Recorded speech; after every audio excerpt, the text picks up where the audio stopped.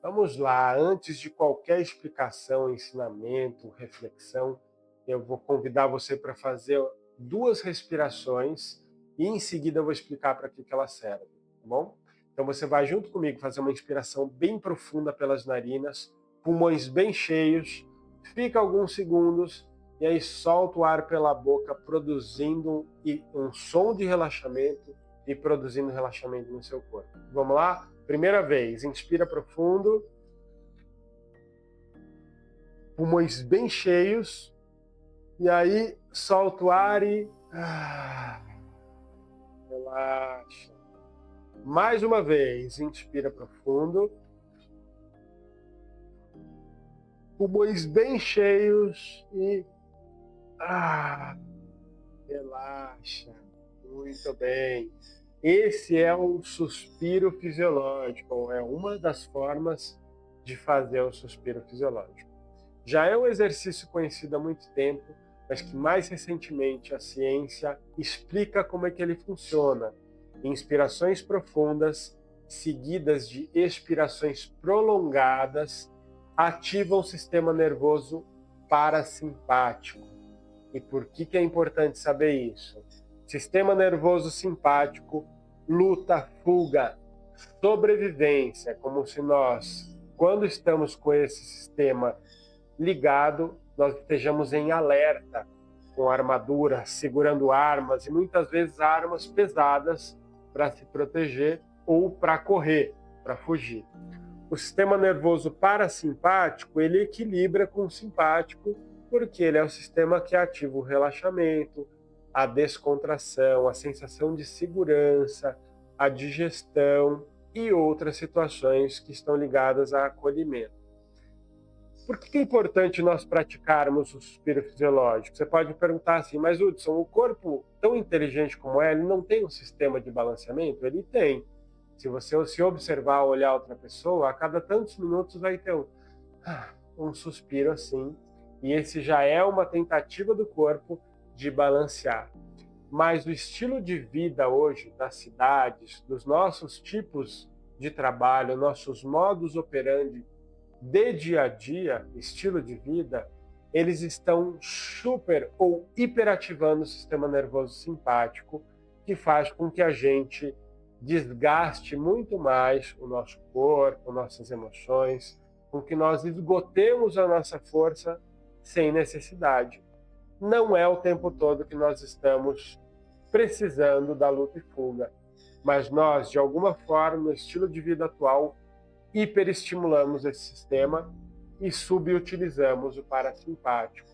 Então, fazer o suspiro fisiológico todos os dias, 3, 4, 5 vezes, 1, 2, 3, 4 minutos seguidos, quanto mais você fizer, mais você aprofunda e treina a entrada ou ativação do sistema nervoso parasimpático, melhor. Você pode fazer isso ao acordar, quer dizer, para não entrar no seu dia já engatilhado, tenso, contraído, ou você pode fazer isso antes de dormir ou quando chegar em casa. Se você chegar em casa do trabalho e perceber que a situação é segura, por que não desengatilhar as armas? Por que não tirar as armaduras? Como faziam os guerreiros antigamente, né? Pus a armadura para a batalha. Saí da batalha, cheguei em casa, tiro a armadura, estou numa situação de proteção, certo? Então esse é o suspiro fisiológico, primeiro exercício ligado ao autoconhecimento, que é um assunto que eu vou trazer a seguir. E aí então agora nós podemos entrar no tema. Saímos do engatilhamento, da luta e fuga, entramos no estado de acolhimento, de reflexão, de descontração, estamos abertos para os novos conhecimentos. E aí, dentro do processo de autoconhecimento prático, que é a intenção desses vídeos, uma primeira pergunta que surge, eu gosto sempre de falar para ter um papel para anotar, caneta, ou então anotar aí no próprio celular, essas questões reflexivas e as práticas que eu proponho, que eu acho importantes e que ajudam muito nesse processo de autoconhecimento. Primeiro, para que autoconhecimento, né? Essa é uma pergunta assim, para que eu quero fazer isso? Né? Por que eu quero fazer parte disso? Entrar nesse aspecto. O autoconhecimento é uma forma de existir já de milhares de anos. Todas as culturas antigas, todas as filosofias antigas trabalham em algum nível, de alguma forma, a autopercepção, ou a pergunta que eu trago primeiro, depois dessa para que o autoconhecimento, que é quem sou eu? Você conseguir de alguma maneira responder o quem sou eu é uma parte que talvez seja muito importante na sua vida. Se você conseguir responder a pergunta quem sou eu, você, né, conversando com você mesmo, não eu, Hudson, você com você. Essa pergunta do quem sou eu é conseguir se encaixar no mundo da forma como você é, tendo clareza em relação a isso. Quem sou eu, entender quais são os meus talentos, meus dons, meus potenciais, entender quais são os meus desafios, as minhas sombras, as minhas dificuldades, para que elas não me peguem desprevenido, né? Saber dos meus talentos para entender onde eu me encaixo, que eu consigo produzir melhor, contribuir melhor, ajudar melhor as pessoas. Então, o autoconhecimento tem vários motivos de ser e a pergunta quem sou eu tem vários motivos de existir. Não há uma resposta certa, não há uma resposta errada, não há uma profundidade correta para essa pergunta, mas ela deve, na minha opinião, conviver com nós. Nós devemos conviver com ela. Essa pergunta traz uma outra, que eu acho importante refletir também e que estão intimamente conectadas. A primeira é, quem sou eu? Aí eu me perguntando assim, quem sou eu, Hudson? Né? Eu sou um papel que eu exerço na vida, eu sou pai, eu sou mentor, eu sou marido, eu sou colega, eu sou corredor, eu sou empreendedor. Então, quando a gente pergunta quem sou eu, normalmente surgem alguns papéis que a gente desempenha. Eu gosto de me aprofundar mais. E além dos papéis, eu penso que os papéis que a gente cumpre na vida, sejam eles profundos ou partes da gente, eles são um aspecto nosso, né? Mas eles não respondem especificamente à pergunta profunda do quem sou eu. A segunda pergunta que vem depois do quem sou eu é quem eu estou nesse momento, quem eu estou sendo agora, o que eu estou, né, sentindo, percebendo, quem eu estou. Tem línguas que não diferenciam o ser do estar. A língua inglesa é uma delas. Para quem sabe, o verbo to be quer dizer ser ou estar. E dependendo do uso, obviamente, você percebe que na língua pode ser mais momentâneo ou pode ser mais permanente. E talvez seja essa uma das diferenças entre quem eu sou e quem eu estou. O quem eu estou tem muito mais flutuação. Agora eu estou triste, agora eu estou feliz, agora eu estou com energia, agora eu estou para baixo. Mas quem eu sou? Eu estou feliz? Normalmente eu sou uma pessoa feliz? Tem a ver mais com quem eu sou. Então já é uma diferenciação. Isso traz uma terceira questão para a gente refletir. Quem eu sou, quem eu estou, e qual a diferença entre esses dois? Tem línguas que nem tem tanta diferença assim.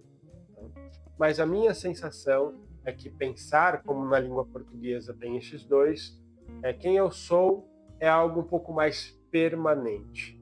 E quem eu estou é algo mais flutuante. Esse é um processo reflexivo que, quando feito por algum tempo, mostra indícios e situações importantes da sua vida de se há um gap muito grande, ou gap quer dizer uma distância muito grande entre quem você é e o que você faz no dia a dia. Esse gap, na minha opinião, trabalhando há muitos anos com pessoas no processo de autoconhecimento, essa diferença entre o que eu sou e o que eu estou, ou as flutuações que eu tenho no dia a dia, quanto maior é essa diferença, maiores são os sofrimentos e os estados de falta de energia e esgotamento. Eu gosto de pensar que esses dois se alimentam mutuamente. Eles não têm uma diferenciação tão clara a ponto de serem quase em alguns instantes uma coisa só. Quanto mais a gente separa uma coisa da outra, mais energia eu preciso gastar entre os dois o tempo todo. Quanto mais o distanciamento entre o que eu faço no dia a dia e aquilo que eu percebo realmente que eu nasci para fazer, mais energia eu gasto, quer dizer, mais sofrimento eu gero, mais desgaste e menos eficiência. Então temos as questões: quem eu sou, quem eu estou, qual a diferença, a distância entre esses dois no dia a dia, quanto eu gasto de energia para sustentar essa distância, né? O quanto eu me desgasto, ok? Tem essas questões. Agora eu vou tentar ilustrar um pouco uma percepção que eu tenho para trabalhar com as pessoas na mentoria em relação a isso. Vamos imaginar que o meu eu, quem eu sou, essa pergunta profunda, que pode se aprofundar mais a cada dia, seja um farol no litoral ou em algum lugar que fica lá alto com uma luz que está ali acesa durante a noite, que tem alguma coloração ao longo do dia, que a gente consegue ver a uma longa distância. Então essa pergunta, quanto mais eu faço, mais eu estou olhando para aquele farol. E ele representa, como ele é o meu eu cada vez mais profundo, ele representa o meu eixo. Ele pode significar meus propósitos de vida, as minhas missões, os dons mais profundos, aquilo que eu realmente vim fazer nessa vida. Pode ter essa percepção e é uma coisa que eu gosto de observar. Mas vamos lá imaginar também que a vida que está acontecendo ao nosso redor e dentro da gente, fora, é o mar, ou são os rios, ou são os lagos, dependendo da situação de cada pessoa, e que essa vida ela se manifesta de formas muito diferentes o tempo todo. Tem hora que está chovendo, tem hora que o mar está revolto, tem hora que tem onda, tem hora que está calmo, tem hora que tem sol, tem hora que tem chuva, tem hora que tem balanço, tem hora que não tem. Então o mar é a vida ao nosso redor. E o nosso estar, o nosso existir ali dia após dia, é uma embarcação, né, que tem o seu casco, suas velas, seu motor, tem o piloto ali que está pilotando, né, que é o livre-arbítrio que escolhe todo dia para onde a gente vai, se vai subir a vela, se vai remar, o que vai fazer. Esse estar é a embarcação. E eu gosto de pensar que nesse trabalho de autoconhecimento nós precisamos ter aquele farol, que é o meu eu, quem eu sou ali, claro, e nem sempre ele vai estar claro, porque às vezes fica nublado, às vezes chove demais, às vezes está muito balançando, e essa referência ela fica nublada, ela fica encoberta. Tá? Mas normalmente, se a gente parar, aquietar a mente, essas nuvens vão se dissipando, elas vão se abrindo, o olhar vai ficando mais apurado e nós conseguimos enxergar. Então fica a pergunta aí: o que é ou o que são os seus faróis? O que é ou o que são as suas embarcações?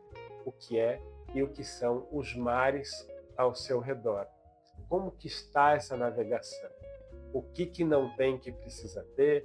O que tem que tem demais? E qual que é a principal pergunta que você precisa responder diante? Qual é a nova pergunta que surge em você diante dessas reflexões? Eu gosto de pensar nos meus insights depois que eu tenho, ou na meditação, ou na corrida, no estado de flow, no mindfulness, quando vem uma ideia muito bacana, nem sempre ela vem para responder uma pergunta. Muitas vezes ela vem fazer uma pergunta mais profunda. E quanto mais profunda ela vem, mais forte é o insight. Então, nessas 3 perguntas que eu trago: quem sou, quem eu estou, qual a diferença entre esses dois, qual é o gap que existe, qual é a outra pergunta que surge para você, o que você sente que precisa ser respondido na sua vida? E talvez essa pergunta seja, de todas as outras, a mais importante, porque talvez seja nela que você precisa aplicar a sua força, a sua intenção, o seu tempo, talvez o investimento que você precisa fazer. E aquela pergunta que surge autonomamente de você, talvez seja o seu insight. E aí, em seguida, eu vou falar sobre insight e estados não ordinários de consciência e por que eles são importantes no processo de autoconhecimento. Então, entrando nas frequências de consciência, né? Quando a gente fala um estado que a ciência explica como sendo beta, o que eu chamo de vigília, esse estado que nós estamos agora conversando, trocando informações, pensamentos, emoções, o corpo, esse estado, ele sofre muito as ações do mundo externo, ele sofre muito as ações dos órgãos dos sentidos, então as percepções que eu tenho em relação ao mundo. Lembra que eu falei sobre o sistema nervoso simpático? O estado beta, ele é muito conectado com isso, porque ele trabalha a sobrevivência. Então eu preciso estar, quando eu estou no sistema nervoso simpático hiperativado, eu preciso estar com os órgãos dos sentidos à flor da pele, ouvindo sons, né? Sentindo o risco, né, de alguns contaminantes, enfim, olhando, enxergando ao longe se tem algum risco ali acontecendo. Então nós precisamos do estado beta quando a gente está com o simpático e hiperativado, eles se conversam muito de perto. Quando nós partimos para um estado, uma frequência alfa, praticando alguns exercícios de meditação, respiração e outros similares, nós começamos a entrar no estado mais interno. Então, eu saio do modo sobrevivência, parasimpático, e entro no modo vivência, autopercepção. É o que tem mais ali, além da sobrevivência. Quais são as minhas outras necessidades de estima, de posicionamento em relação ao mundo, do que eu tenho ali como sendo minha autorrealização, do que eu tenho ali como sendo minha transcendência enquanto humano. Quando eu venho para uma frequência alfa, teta, eu começo a reconhecer situações e percepções mais profundas de mim mesmo. Por que eu entendo que esses estados são tão importantes? Que eu chamo de estados não ordinários de consciência. O ordinário sendo o beta do sistema simpático. Vamos lembrar daquela ilustração que eu coloquei do farol, como sendo uma referência do quem sou eu, minha missão de vida ou minhas missões, o meu propósito de vida, os meus propósitos, talvez até uma meta específica, mas algo que seja mais o eixo seu. O mar e o ambiente como sendo a vida como ela é, e a embarcação é o que você está fazendo agora, o que você está sendo agora, as direções que você está tomando. Mas vamos imaginar que a vida ao redor, quando nós temos um sistema nervoso simpático, hiperativado, a gente está ali observando o balanço do mar, a chuva, as nuvens e tal, e às vezes a gente perde a referência do farol, e às vezes as nuvens e as chuvas encobrem o farol a ponto de a gente não perceber mesmo qual é a nossa missão, qual é o nosso eu mais profundo. Os estados não ordinários de consciência, eles saem dessa navegação do mundo. Eles observam assim, tá bom, o mundo está flutuando, e tudo bem, não é nisso que eu vou focar agora. Eu vou aprender uma prática de mindfulness ou com outra a flutuar junto com o mundo, sem me alterar bastante, conseguir ligar o meu sistema nervoso ou ativar o parasimpático, e as nuvens vão se abrir, a visão do farol vai ficar mais clara, no que eu chamo os estados não ordinários de consciência. Seja ele alfa, seja ele teta, seja ele de meditação ou de um breathwork mais profundo. Nesse momento é que eu entendo que nós temos algo mais próximo de livre-arbítrio.